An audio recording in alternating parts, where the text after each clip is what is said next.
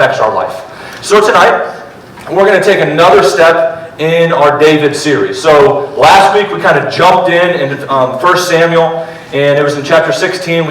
It was just like a little bit of an intro to talk about what does it mean to have a heart after God. What does it mean for our heart to be pointed in the direction of God? And something that we're going to repeat 1,000 times that I want you to get locked in your brain is that God cares much more about what's happening inside than what's happening on the outside. God cares much more about the internal than the external. The external matters, but God cares primarily for the internal because that's what flows to the outside. And so tonight, we're going to be in 1 Samuel chapter 17. If you have your Bible, open up. If you don't have a Bible, raise your hand and Garrett will throw one to you across the room. But what we're going to do as we do this is take your phone out for me. And put that thing on the ground under your chair. Because you're not going to need it. We want to put a hard copy of the Bible in your hand. If you need one, no shame there. Raise your hand. Everybody else turn to 1 Samuel, and we'll be in chapter 17. Chapter 17. If you don't know where that is in the Bible, look in the front, find 1 Samuel, turn there. I get it. We don't all spend a bunch of time reading 1 Samuel. So last week we kind of jumped in and we saw that this young guy, David, that God saw him and chose him before he did anything for God. Now David was faithful, and we're going to see kind of how his faithfulness plays out. But David hadn't done anything. If you've ever heard of David, then you've heard probably one of the most famous stories in the Bible, which is the story of David and Goliath. But before we jump in to this really famous story, I want to tell you a story about me. So, I grew up and I played a bunch of sports, wasn't good at very many of them.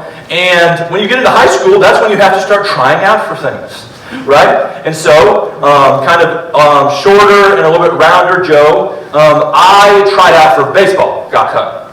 Tried out for basketball and got cut. But you can't get cut from the football team. So I stuck with football, wanted to quit a bunch of times, but I didn't. And I remember one day when I played center. If you don't know what that is, it doesn't matter. If you do know what that is, then you're going to be like, oh dang, that's crazy. So I was one of the guys in the front line that would snap the ball. And there was one day when I was a freshman, and we had a guy on our team, and his name was Jermaine. And Jermaine was a senior. And Jermaine was this big nose tackle, so he would play in what would be called a zero technique. He was right over the center. And my coach's name, his name was Phil Jensen. And Coach Jensen didn't really care for excuses. And so it wasn't like, hey, keep trying. It was like, you suck. He used the F word a lot, but it was because he said he loved us. And so there was one day where it was like this kind of inter-team scrimmage, and I had to block Jermaine. And this is almost 13, 14 years ago now. So it was a long time ago. So the rules were still a little bit different in football. But I was talking to Coach Jensen, and he wasn't much for excuses, like I said. And so I got steamrolled by Jermaine 10 times in a row. Because if you're playing right over the center, then you can just, right when he snaps the ball, you're just right on him, and he just steamrolled me. He actually bruised my tailbone because he pushed me over so hard. But there was one time when Coach Jensen was getting after me, and he was screaming at me, and I said, what do you want me to do? And he said, I want you to chop him. And so, if you know what that means as a football player, when you play on the offensive line, there's a type of block that's called a chop block.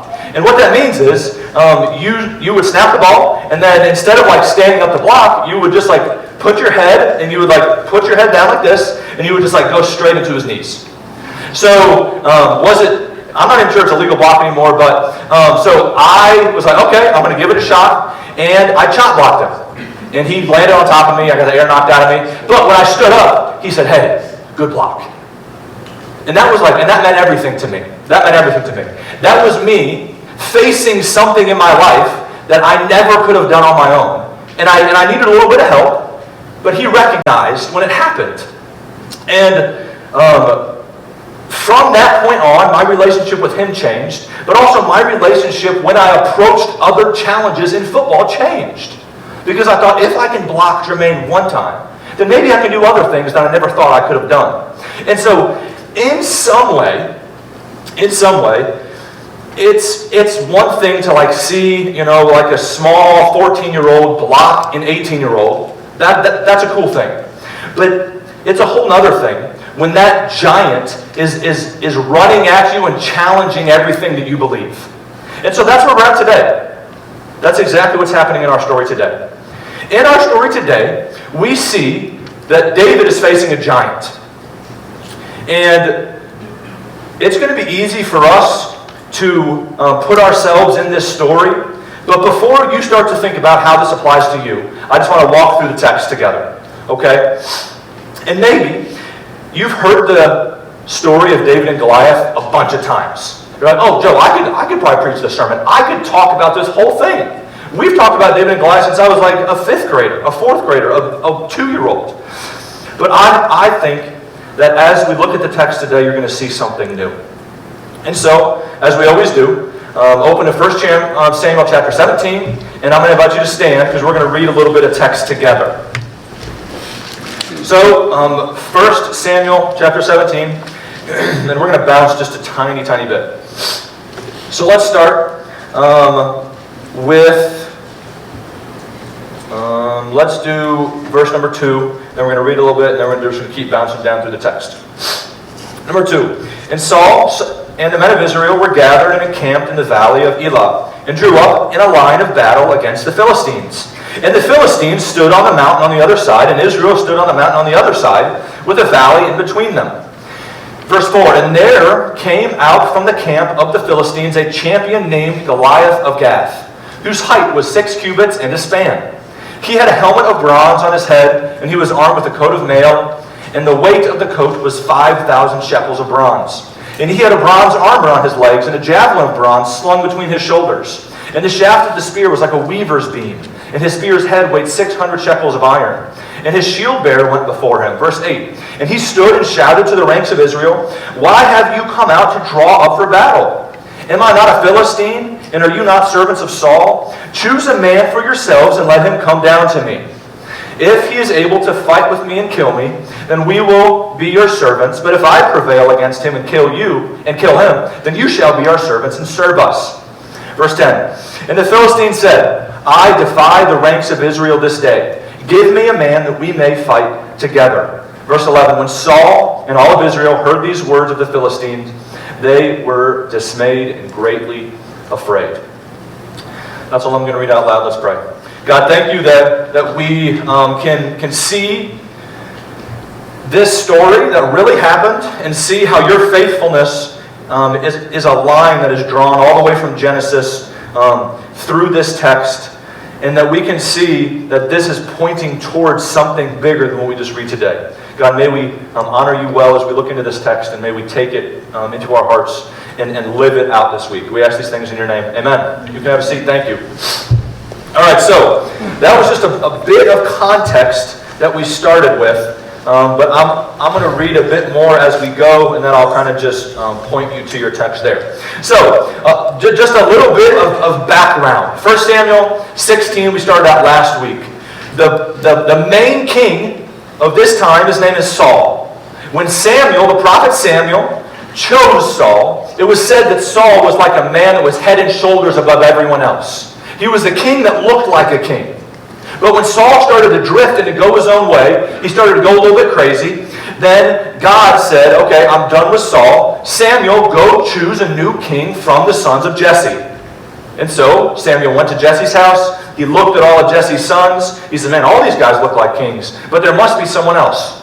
And so David, who was in the field, got called in, and Samuel said, okay, this is going to be the next king. And so, fast forward. We now jump in, and we are in 1 Samuel 17, and when these two armies are meeting, I'm going to come back to this point, but I want to show you some information here. So, we are at a battle between the Philistines and the people of Israel, okay? And so the Philistine camp would be right here, okay? The Israelite camp would be right here, and the Elah Valley would have been right here. So this is where Goliath would have walked down and would have called out from this area right here. Because what would happen in this time is rather than both of these armies storming together and fighting, which they did do sometimes, the Philistines decided that because they had a champion, they're calling for a champion of Israel to come and fight. Basically what that meant is whoever would win would want to have people that could serve and be slaves, and so they didn't want to kill everybody in the battle. And so we see just a bit of context here, that this is what we would have been seeing at this time. That these two armies were in the valley of Elah, and the Israel army was on one hill, the Philistine army was on the other, and they were looking out at each other. And so what's happening is there is a real guy, his name was really Goliath, and he really was a giant. It says that he was, whose height was 6 cubits and a span. Okay, so hold your arm up like this. Hold your arm up like this. So a cubit would be like this. A cubit would have been this. And a span, hold your hand like this, would have been like this. One span. And a cubit and a span. So, they said that Goliath was 6 cubits and a span. So, roughly, that would be, conservative estimates would have been about mid 6 feet, maybe about, 6'10". Hebrew text would have said he was about 9 feet tall. So, he was a giant, literally. And the average height of people at this time was about 5'5". So even if he was 7 feet tall and wasn't even 9 feet tall, he would have literally been a giant. And so, as they're surveying each other, out of the camp steps Goliath, who is described in terrifying detail. Now, we may say, oh, he was only about 7 feet tall. Okay, so he was 7 feet tall. He wore armor that weighed about 200 pounds. And he had a shield so big that one guy, his whole job was just to carry around Goliath's shield. So maybe he was 7 feet tall. But if he was 7 feet tall and he had a 200 pounds of armor, and he would have had probably a 100-pound shield, he would have been stacked up. Okay? So even if he was just kind of a tall, maybe 7 feet tall, he was a stacked up warrior. And basically what he's saying is, if I win, you guys become our slaves, and if you win, we become your slaves. Sound good? And so what's happening is he says, send one person to fight me. And if they win, we surrender. But let's actually see. It says, he stood and shouted to the ranks of Israel. Now, some texts say that he cursed at the ranks of Israel. So just imagine let's just say in the middle, an 8 foot, 350 stacked up, and he was swearing at the people of Israel. He was saying, come fight me, somebody come and fight me. And what do all the people of Israel do? Well, let's see what happens. Because what should be happening, and what everybody probably thought was going to happen, was that their king, Saul, would have went out and smacked Goliath around a little bit and made Israel proud. So look with me to verse 12. Now David was the son of the Ephrathite of Bethlehem of Judah named Jesse, who had 8 sons. In the days of Saul, the man was already old and advanced in years. And so we see a bunch of text about David and his family. So what I want you to do is turn to the next page, and I want you to skip down to verse number 32. So what happens basically in between here is all of the men of Israel would have thought that Saul would have put on his armor and he would have gone out as a representative and fought Goliath. That's not what happened. Because it says that Saul was afraid. And so look at verse number 32. It says, and David said to Saul, let no man's heart fail because of him. Your servant will go and fight with the Philistine. And Saul said to David, you are not able to go against the Philistine to fight him, for you are but a youth, and he has been a man of war from his youth. But David said to Saul, your servant used to kill sheep for his father, and when there came a lion or a bear and took a lamb from the flock, I went after him and struck him and delivered it out of his mouth. And if he arose against me, I caught him by his beard and struck him and killed him.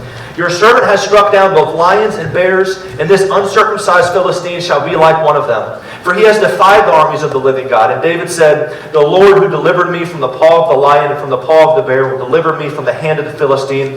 And Saul said to David, no, David, I got it. Don't worry about it. No, that's not what happened. Saul said to David, go and the Lord be with you. So what's happening is Saul is concerned first and foremost with Saul. He's like, listen, who wants to fight this guy? Nobody? Okay, great. And so what happens is David isn't even at the camp when Goliath first comes out and asks for someone to fight him. What happens in between here is that every morning, all of these guys, they get up, they put on all their armor, they stand kind of across the field from each other, and they scream and they shout and they yell at each other, and then Goliath comes out and says, who wants a piece of this? And then they all run away. And this goes on for days and days and days. And Saul, the king, is like, who's going to handle this business? And so David shows up to the camp because he was tending the sheep. His brothers are fighting. Well, they're fighting. They're putting on their armor and shouting. But David, he brings these guys food. He brings them food, and when he shows up to the camp, then he hears what's going on, and he sees what's going on. And somebody says to David, hey, David, if someone can kill Goliath, then what the king's going to do is he's going to give him some money, he's going to let him marry his daughter, and he's going to let him live tax-free for the rest of his life. And so the king is basically like, I'm going to bribe somebody to go out and fight this guy so I don't have to. Now, money is a bad motivator to do anything. Money is a bad motivator to do anything.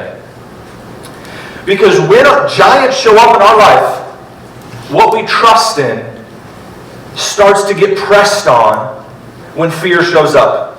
And so Saul is showing us that what he trusts in is his cunning, is his money, is his power, not in his strength. But we see what David trusts in. Look back to your text. I just read it for you. He says, he first says to King Saul, in 32, and David said to Saul, let no man's heart fail because of him, because of what Goliath is saying. Your servant will go and fight the Philistine. And Saul said to David, you're not able to go because you're too young, for this guy's been doing it forever. And then David tells him about the things that he's done, but he doesn't say to Saul, Saul, I can kill Goliath because I've killed a lion. I've killed, well, he actually says multiple lions. I've killed lions and I've killed bears. And if they jump on me, then I grab them and I kill them. He doesn't say, hey, Saul, I'm going to go and defeat Goliath because of what I've done. No. He says in 37, and David said, the Lord who delivered me from the paw of the lion and from the paw of the bear will what? Deliver me from the hand of this Philistine. He doesn't say, because of what I've done, I'm going to do it. He said, because of what God and his faithfulness has already shown to me. That's why I'm going to overcome what's happening here. We can see where David has placed his trust. He placed his trust in God. He placed his trust in what God has already done for him. And so David says, all right, I'm going to deal with this guy. And so, let's see what happens. Let's skip down a little bit into verse 38. Then Saul clothed David with his armor. So, first red flag. Saul should be putting on his armor on himself. And he takes his armor and he puts it on this youth, as he would say. So he's already shirking his responsibility. And armor for a king was also a something of pride. Something of his position was his armor. And so it says, Saul clothed David with his armor. He put a helmet of bronze on his head and clothed him with a coat of mail. And David strapped his sword over his armor. And he tried in vain to go, for he had not tested them. Then David said to Saul, I cannot go with these, for I have not tested them. So David put them off. David isn't putting his trust in the words or the armor of a person. He's saying, God has shown up for me without this armor. He's going to show up for me again. And so it says, I cannot go with these, for I have not tested them, so David put them off. Verse 40. Then he took his staff in his hand and chose 5 smooth stones from the brook and put them in his shepherd's pouch. His sling was in his hand, and he approached the Philistine. Now, little fun fact here. People say, some theologians say, that the reason that David took 5 stones from the brook, let's go back to that picture, from this river is, the river's on there somewhere, is because Goliath had brothers. And so, David is picking up 5 stones because he already knows what's going to happen here. Isn't that kind of crazy? David doesn't pick up 1 stone because he sees one person, one giant he needs to go defeat. He says, no, I trust in God so much that I'm going to prepare for what's happening after this battle too. That's interesting. So he picks up 5 stones. So David's showing that he is going to challenge this Philistine. And David didn't get like this like supercharge of faith all in one moment. He didn't say, no, because the pressure is now on, I'm going to respond to this in faith. No. Trust is formed before the giant shows up. Why did David do it this way? Because he already had trusted God along the way. And so a question I want to ask you. Where is your faith at right now? Maybe your life is really good right now. And it feels like God is on my side. Everything's kind of going right. But what happens when something doesn't go right?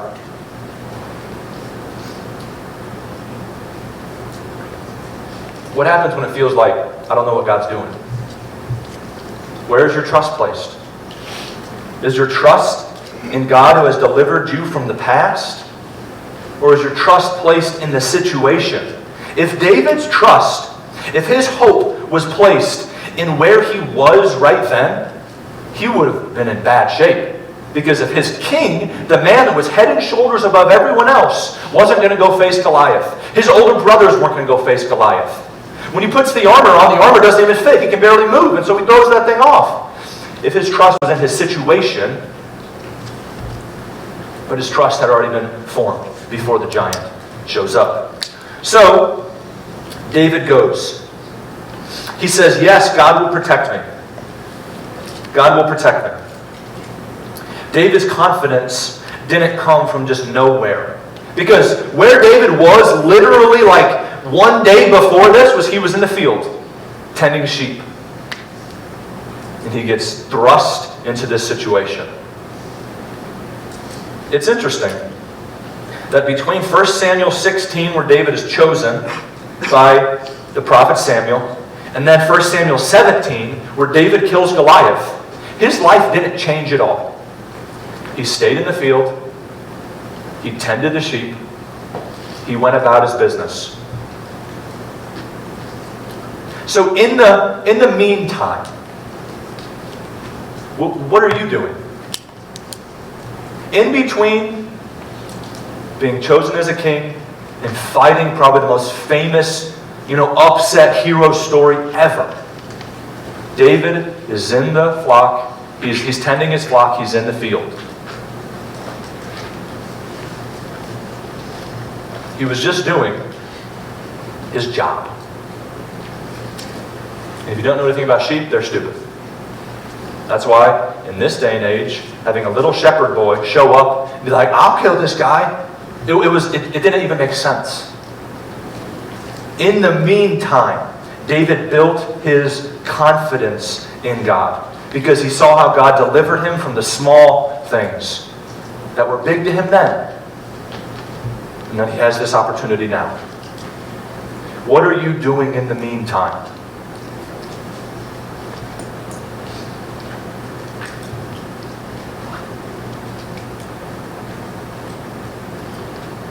So let's see what happens. his sling was in his hand, and he approached the Philistine, verse 41. And the Philistine moved forward and came near David with his shield bearer in front of him. And when the Philistine looked and saw David, he disdained him, for he was but a youth, ruddy and handsome in appearance. And the Philistine said to David, "Am I a dog, that you come to me with sticks?" And the Philistine cursed David by his gods. There's the first thing. There's the first thing. Because what the people of Israel saw when they saw Goliath was they saw a problem. They saw a problem that had to be dealt with. Right? But what David saw was he saw, rather than just a problem, he saw this guy who was not just questioning who's the strongest in the army. He was questioning the promises of God. Because think about it. That picture of that land, God had promised them that land. God had promised them that He would deliver them from their enemies and deliver them into this promised land. They saw a problem. David saw God's promise, and that brought him beyond Goliath. So, that's a great question for us. When we see things in our life, do we see them just as problems that need to be overcome, which then brings us really low and kind of isolates us? Or do we see God's promises above it and how God has promised to deliver us from these things? So when David steps into the valley, he doesn't just start to question. Because it says, and the Philistine cursed David by his gods. And by cursed, it means cursed. It doesn't mean, oh, you little guy, I'm going to get you. No. 44. The Philistine said to David, "Come to me, and I will give your flesh to the birds of the air and to the beasts of the field." And then David said to the Philistine, this is awesome. David said to the Philistine, "You come to me with a sword and with a spear and with a javelin, but I come to you in the name of the Lord of hosts, the God of the armies of Israel, whom you have defied." This is the key. Remember how I said the people of Israel see a problem, and David sees God's promises? This is David seeing God's promises. He's saying, Goliath, you're missing the whole point here, bro. God has already promised this. There's nothing you can do to get in the way of God's promises. And so, David acknowledges where he's at. He says, "You come to me with sword and spear and javelin." So David sees what's happening. But it's interesting. His reality is he doesn't deny what's happening and try and escape somewhere else. He looks straight into the face of the fear that's in front of him and the fear that everybody reminded him of, remember? Saul didn't say, "You got this, dude, get after it." He said, "Go and God will be with you," or something. Good luck. When fear shows up, David sees who the battle belongs to. He said, "I come to you in the name of the Lord of hosts and the God of the armies of Israel, whom you have defied." Verse 46, look with me to your text. "This day the Lord will deliver you into my hand, and I will strike you down and cut off your head, and I will give the dead bodies of the host of the Philistines this day to the birds of the air and to the wild beasts of the earth, and that all the earth may know that there is a God in Israel, and that all this assembly may know that the Lord saves not with sword and spear, for the battle is the Lord's, and He will give you into our hand." When David steps into the valley, he recognizes the fear, but he already knows what's going to happen because of the God that he serves.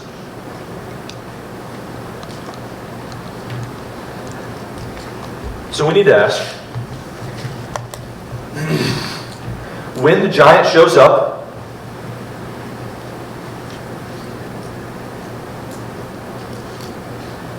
when the hard things happen,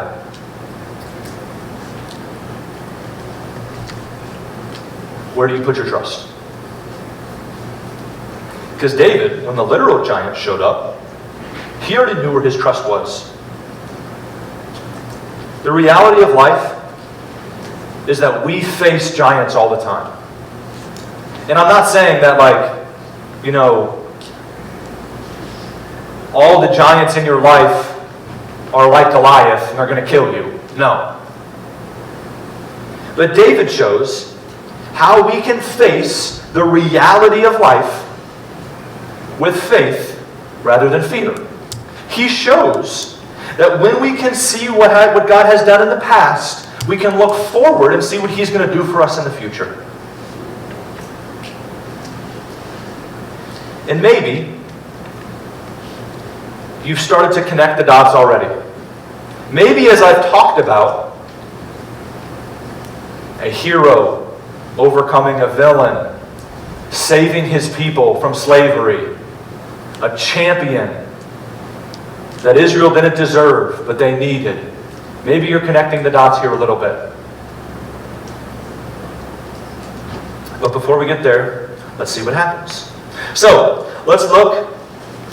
And verse 48, when the Philistine arose and came and drew near to meet David, David ran quickly toward the battle line to meet the Philistine. And David put his hand in his bag and took out a stone and slung it and struck the Philistine in the forehead. The stone sank into his forehead and he fell on his face to the ground. Later, if you want to Google some videos of people that are like experts with a slingshot, it's actually pretty crazy to see like how hard some of these things hit. So, and it wasn't like one of these guys right here where he had like a rubber band between like a little Y stick. No. It was like this long piece of cloth that had like a little pocket at the end, and he like whipped that thing around and then released one side of it, and then the stone shot out and smacked Goliath in the forehead. So, and it says, the stone sank into his forehead and he fell on his face to the ground. And so David prevailed over the Philistine with a sling and a stone and struck the Philistine and killed him. There was no sword in the hand of David. Then David ran, stood over the Philistine, took his sword, drew it out of its sheath, and killed him and cut off his head with it. When the Philistines saw that their champion was dead, they fled. And the men of Israel and Judah rose with a shout and pursued the Philistines as far as Gath and the gates of Ekron, so that the wounded Philistines fell off the way.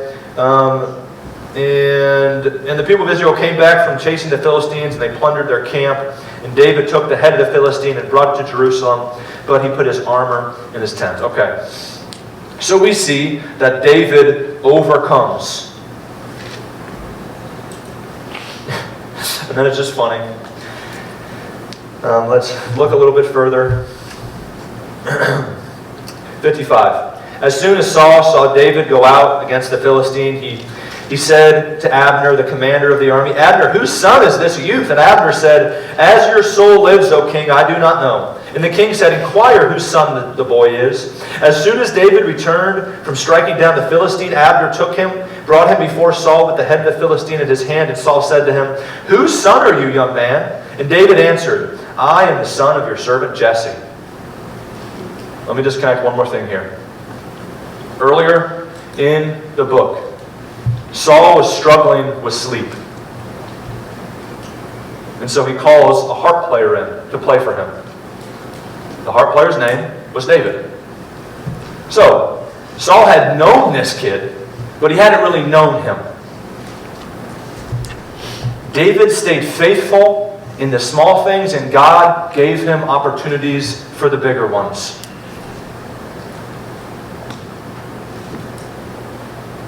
And this is where the story points us to the bigger story. Anytime that we spend any time in the Bible, we should be able to look through the lens of Scripture and see what it's pointing to. Because David wasn't the end of the story. If you haven't connected the dots, let me do it for you. Hundreds of years later, another son of David would step into a body. He wouldn't wear armor. He wouldn't come with a sword. Isaiah tells us there was nothing about his appearance that made people admire him.